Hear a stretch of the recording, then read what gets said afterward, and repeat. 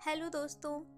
अक्सर हमें लगता है कि हमारे पास बहुत समय है, कल कर लेंगे, अगले साल देख लेंगे। ये बात हम रोज खुद से कहते हैं। लेकिन क्या होगा अगर आपको पता चले कि आपकी कहानी का आखिरी पन्ना लिखा जा चुका है। आज की कहानी एक ऐसे ही आदमी की है जो अपनी पूरी जिंदगी कल के भरोसे जीता रहा, पर एक दिन उसकी दुनिया बदल गई। एक शहर में किशन नाम का एक आदमी रहता था। किशन बहुत काबिल था, पर उसकी एक आदत थी, चीजों को टालना। उसके बूढ़े माँ बाप गांव में रहा करते थे। वो उनसे मिलने का वादा करता, पर काम के बहाने बनाकर टाल देता। उसकी एक छोटी सी बेटी थी जो चाहती थी कि पिता उसके स्कूल के फंक्शन में आए, पर किशन ने हमेशा कहा, अगली बार पक्का आऊंगा बेटा, अभी बहुत काम है। किशन का सपना था कि वो अपनी एक किताब लिखे, पर वो हमेशा सोचता कि जब रिटायर्ड हो जाऊंगा तब लिखूंगा, अभी तो पैसे कमाने की उम्र है। ऐसे ही करते करते साल बीतते गए। किशन अमीर तो हो गया, पर उसके पास अपनों के लिए वक्त ही नहीं था। एक दिन किशन के सीने में अचानक दर्द हुआ। उसे अस्पताल ले जाया गया। डॉक्टर्स ने चेकअप के बाद उसे अपने कैबिन में बुलाया और कहा, किशन जी, स्थिति गंभीर है, आपके पास शायद कुछ ही महीने बचे हैं, आप जो भी करना चाहें अभी कर लीजिए। किशन के पैरों तले जमीन खिसक गई।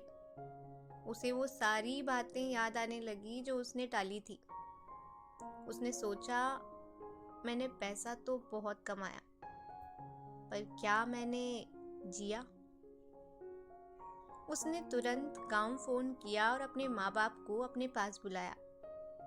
अपनी बेटी को गले लगाया और उससे माफी मांगी।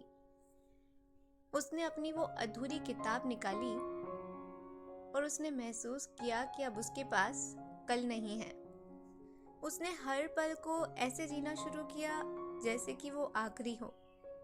वो कहते हैं ना, जियो तो हर पल ऐसे जियो कि जैसे कि आखिरी हो। बस कुछ कुछ वैसा ही।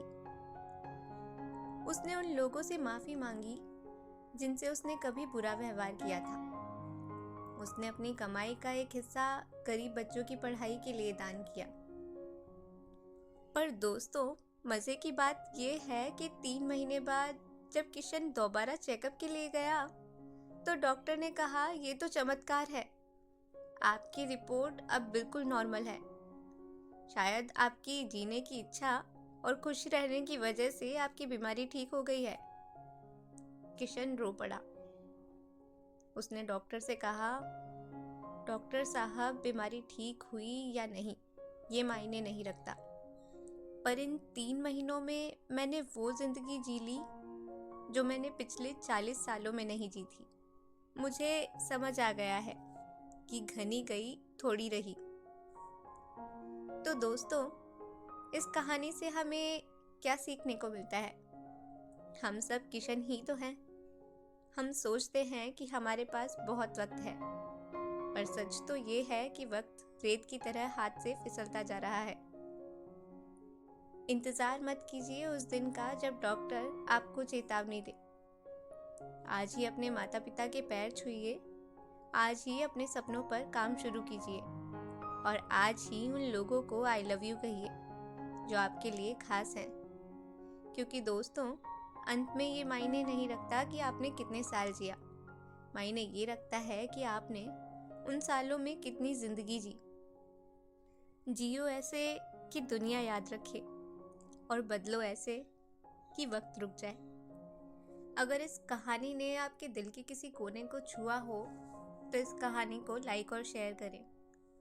और ऐसी ही और कहानियों के लिए हमारे चैनल स्टोरी टेलर लीना को ज़रूर सब्सक्राइब करें। Thank you.